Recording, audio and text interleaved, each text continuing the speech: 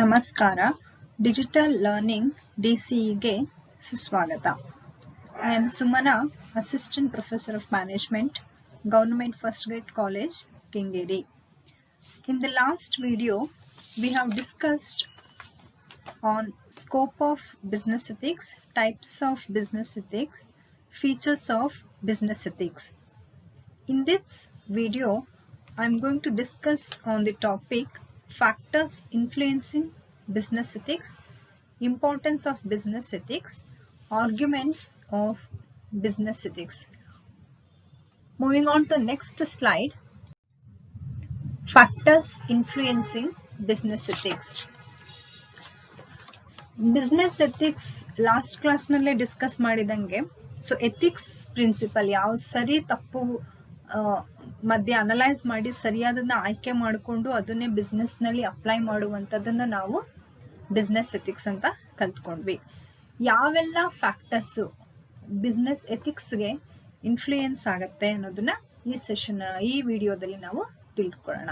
ಮೊದಲನೇದಾಗಿ leadership. So we all know that leadership is one of the greatest quality of employee in leading the business a very successful manner.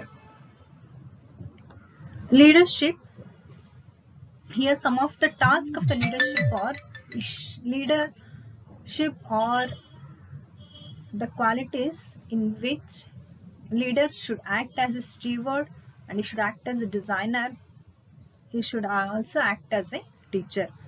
Leadership ಅನ್ನೋದು ಅತ್ಯುತ್ತಮವಾದ ಒಂದು quality. So ಸಾಮಾನ್ಯವಾಗಿ business ನಲ್ಲಿ ಮಾತ್ರವೇ ಅಲ್ಲದೆ ಮನುಷ್ಯನ ಜೀವನದಲ್ಲೂ ಸಹ ಯಾರಿಗೆ ಅವನಿಗೆ ಲೀಡರ್ಶಿಪ್ ಕ್ವಾಲಿಟಿ ಇತ್ತು ಅನ್ನೋದಾದ್ರೆ ಅವನು ಜೀವನದಲ್ಲಿ ಯಾವುದೇ ಒಂದು ಚಾಲೆಂಜ್ ಅನ್ನು ಕೂಡ ಅವನು ಫೇಸ್ ಮಾಡೋದಕ್ಕೆ ಸಮರ್ಥನಾಗಿರ್ತಾನೆ.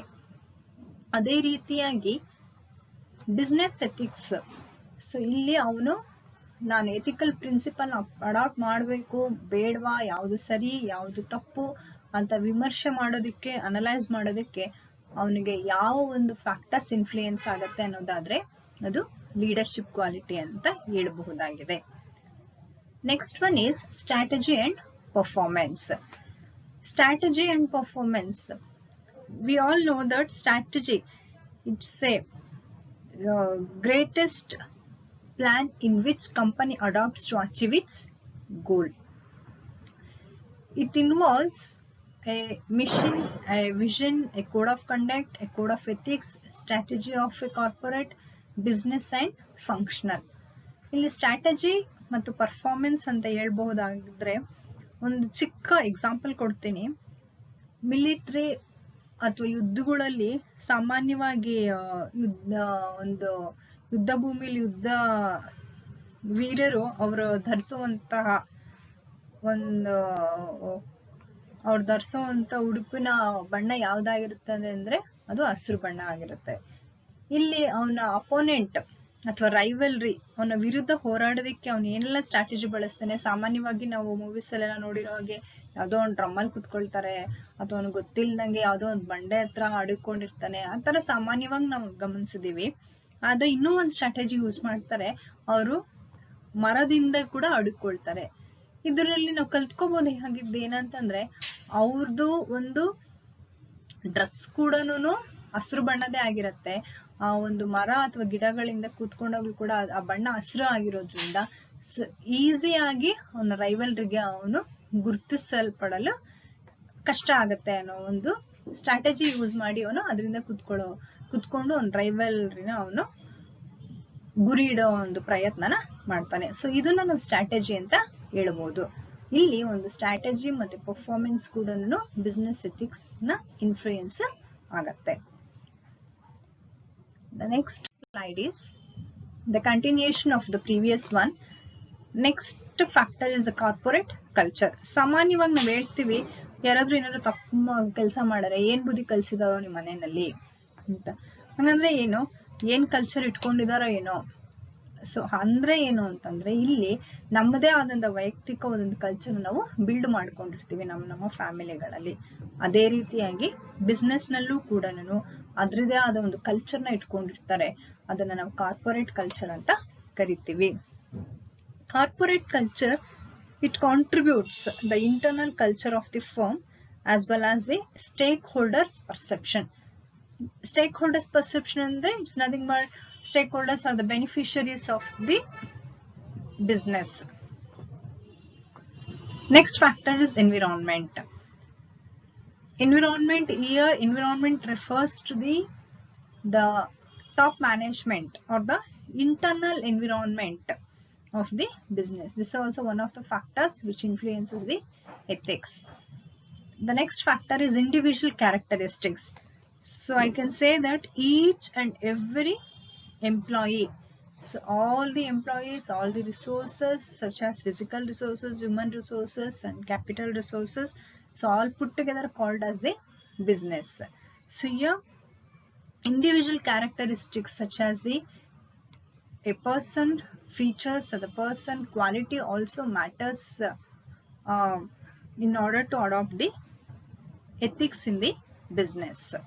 So these are the various factors which influences business ethics. Next slide is importance of business ethics. ಯಾತಕ್ಕೋಸ್ಕರ ನಮಗೆ ಬಿಸ್ನೆಸ್ ಎಥಿಕ್ಸ್ ಅನ್ನೋದು ಬಿಸ್ನೆಸ್ ನಲ್ಲಿ ಮುಖ್ಯವಾಗಿ. ಸೊ ಹೇಳ್ಬೋದಂದ್ರೆ ಯಾಕೆ ಮನುಷ್ಯ ಒಳ್ಳೆಯವನಾಗಿರ್ಬೇಕು, ಹೇಗ್ ಬೇಕೋ ಹಾಗೆ ಇಟ್ಕೊಂಡು ಕೆಟ್ಟ ಕೆಲಸ ಮಾಡ್ಕೊಂಡು ಸಹ ಇರ್ಬೋದು. ಅದೇ ರೀತಿಯಾಗಿ ಎಥಿಕ್ಸ್ ಅನ್ನೋದು ಬಿಸ್ನೆಸ್ ನಲ್ಲಿ ಯಾಕೆ ಪ್ರಾಮುಖ್ಯತೆನ ವಹಿಸ್ಕೊಳ್ಳುತ್ತೆ ಅಂದ್ರೆ, ಮೊದಲನೇದಾಗಿ ಹೇಳ್ಬಹುದಾಗಿದ್ದಂತಂದ್ರೆ business to control the malpractices ನ ಕಂಟ್ರೋಲ್ ಮಾಡೋದಕ್ಕೋಸ್ಕರ ಅಂತ ಹೇಳ್ಬಹುದು. ಮಾಲ್ ಪ್ರಾಕ್ಟಿಸಸ್ ಅಂದ್ರೆ it's nothing but wrong practices. Adulterated products ಆಗ್ಬೋದು, ಅಥವಾ ಲೋ ಕ್ವಾಲಿಟಿ ಪ್ರಾಡಕ್ಟ್ಸ್ ಆಗ್ಬೋದು, ಅಥವಾ ಎಂಪ್ಲಾಯೀಸ್ ನ ಇರಿಟೇಟ್ ಮಾಡುವಂಥದ್ದು ಆಗ್ಬೋದು, ಅಥವಾ ಎಂಪ್ಲಾಯೀಸ್ಗೆ ಲೆಸ್ ಸ್ಯಾಲ್ರಿ ಕೊಡೋದಾಗ್ಬೋದು, ಅಥವಾ ಟ್ಯಾಕ್ಸ್ ನ ಅವಾಯ್ಡ್ ಮಾಡುವಂಥದ್ದಾಗ್ಬೋದು. ಎಲ್ಲಾ ಮಾಲ್ ಪ್ರಾಕ್ಟಿಸಸ್ ನ ತಡೆ ಹಿಡಿಯೋದಕ್ಕೋಸ್ಕರ ಬಿಸ್ನೆಸ್ ಎಥಿಕ್ಸ್ ಅನ್ನೋದು ಬೇಕಾಗಿದೆ. Next is to achieve better relationship with the employees. So ನನಗೆ ಯಾವ್ದು ಸರಿ ಯಾವ್ದು ತಪ್ಪು ಅಂತ ಗೊತ್ತಿದೆ ಅನ್ನೋವಾಗ ನಾನು ಮತ್ತೊಬ್ಬರ ಹತ್ರ ಒಂದು ಒಳ್ಳೆ ರಿಲೇಶನ್ಶಿಪ್ ಮೇಂಟೈನ್ ಮಾಡೋದಕ್ಕೆ ಸಹಕಾರಿಯಾಗುತ್ತೆ. ಅದೇ ರೀತಿಯಾಗಿ ಎಂಪ್ಲಾಯೀಸ್ ಒಟ್ಟಿಗೆ ಕೂಡ ನಾನು ಒಳ್ಳೆ ರೀತಿಯಾಗಿ ರಿಲೇಶನ್ಶಿಪ್ ಮೇಂಟೈನ್ ಮಾಡ್ಬೋದು. ಯಾವ ರೀತಿ? ಸೊ ನಾವು ಜೊತೆಯಲ್ಲಿ ಒಂದು ಪೊಲೈಟ್ ಆಗಿ ಮಾತಾಡೋದಾಗ್ಬೋದು, ಅವನಿಗೆ equal pay for equal work ಅನ್ನೋ ಒಂದು ಪಾಲಿಸಿನ ಮೇಂಟೈನ್ ಮಾಡೋದಾಗ್ಬೋದು, ಅಥವಾ ಅವನ ಹತ್ರ ನಾನು ಸಂಬಂಧ ಇಟ್ಕೊಳ್ಳೋದಾಗ್ಬೋದು. ಎಲ್ಲವೂ ಕೂಡ ಸರಿಯಾದ ರೀತಿನಲ್ಲಿ ಇರಬೇಕು ಅಂದ್ರೆ ನನಗೆ ಬಿಸ್ನೆಸ್ ಎಥಿಕ್ಸ್ ಪ್ರಾಮುಖ್ಯವಾಗುತ್ತೆ. Third one is improves customer satisfaction. So in the last video we have discussed ethics in production. Ethics in production means, so in production activity ethics should be followed in the sense to meet the customer needs or the wants, quality production should be achieved. Our product should be qualitative one. So when the products are highly qualitative, automatically customers will be satisfied. So in order to satisfy the customers, so business ethics plays an important role. Next one is increase profitability. ನಮ್ಮ ಲಾಭವನ್ನ ಹೆಚ್ಚಿಸಿಕೊಳ್ಳೋದು ಕೂಡ ನನಗೆ business ethics ಬೇಕಾಗತ್ತೆ. ಹೇಳ್ಬೋದು ಲಾಭನ ನಾನು ಆರಾಮಾಗಿ ನನ್ನ ಸೇಲ್ಸ್ ನ ಇಂಪ್ರೂವ್ ಮಾಡ್ಕೊಂಡು ಲಾಭ ಮಾಡ್ಕೋಬಹುದಲ್ಲ, ಬಿಸ್ನೆಸ್ ಎಥಿಕ್ಸ್ ಯಾತಕ್ಕೋಸ್ಕರ ಬೇಕಾಗುತ್ತೆ ಅಂತ ಕೂಡ ನಾನು ಕೇಳ್ಬೋದು. ಸೊ ಯಾತಕ್ ಬೇಕು ನನ್ಗೆ ಅನ್ನೋದಾದ್ರೆ, ಪ್ರಾಫಿಟಬಿಲಿಟಿ ಹೆಂಗೆ ಇನ್ಕ್ರೀಸ್ ಮಾಡ್ಕೋಬಹುದು. ಸೊ ಇಲ್ಲಿ ನನ್ಗೆ ಹಲವಾರು ದಾರಿಗಳಿದಾವೆ ನನ್ನ ಪ್ರಾಫಿಟ್ ನ ಇನ್ಕ್ರೀಸ್. ಒಂದು ರಾಂಗ್ ರೂಟ್ ಅಲ್ಲೂ ಮಾಡ್ಕೋಬಹುದು, ಇನ್ನೊಂದು ರೈಟ್ ವೇ ನಲ್ಲಿ ಕೂಡ ಮಾಡ್ಬೋದು. ಸೊ ನಾನು ಆಯ್ಕೆ ಮಾಡುವಂತಹ ದಾರಿ ಯಾವುದು ಅನ್ನೋದು ನನಗೆ ತಿಳಿಸ್ಕೊಡೋದೇನೆ ಎಥಿಕ್ಸ್. ನಾನು ಸರಿಯಾದ ದಾರಿನಲ್ಲಿ ಹೋಗಿ ನನ್ನ ಲಾಭವನ್ನು ಗಳಿಸೋದಕ್ಕೂ ಸಹ ನನ್ನ ಎಥಿಕ್ಸ್ ನನಗೆ ಸಹಕಾರಿ ಆಗಿರುತ್ತೆ. Next importance is improves the business good will. So ಇಲ್ಲಿ ಯಾವಾಗ್ಲೂ ಸಾಮಾನ್ಯವಾಗಿ ನಾವು ಒಳ್ಳೆ ವ್ಯಕ್ತಿಯನ್ನ ನಾವು ಗೌರವಿಸ್ತೀವಿ. ಒಳ್ಳೇದು ಅಂದ್ರೆ ಏನು?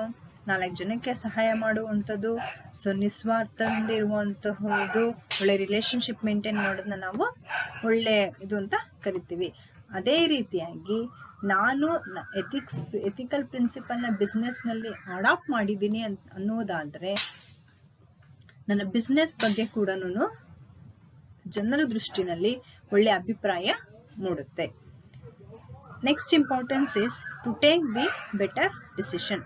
ಸೊ ಯಾವಾಗ ನನಗೆ ಸರಿ ಮತ್ತು ತಪ್ಪು ಅವೆರಡು ತಿಳುವಳಿಕೆಯಲ್ಲಿ ನನ್ನ ನಿರ್ಧಾರನ ತಗೊಳ್ತೀನೋ ಆಗ ಖಂಡಿತವಾಗ್ಲೂ ನನ್ನ ಎಲ್ಲಾ ನಿರ್ಧಾರವೂ ಕೂಡ ಯಾರಿಗೂ ಕೂಡ ತೊಂದರೆ ಆಗ್ದಂಗೆ, ವಿತೌಟ್ ಹರ್ಟಿಂಗ್ ಎನಿಬಡೀಸ್ ಇಂಟ್ರೆಸ್ಟ್, ಯಾರ ಒಂದಿಗೂ ಕೂಡ ಹರ್ಟ್ ಆಗ್ದಲೆ, ಯಾರಿಗೂ ಕೂಡ ತೊಂದರೆ ಆಗ್ದಲೆ ನಿರ್ಧಾರವು ಕೂಡ ಸರಿಯಾಗಿರುತ್ತೆ. Next is protection of society.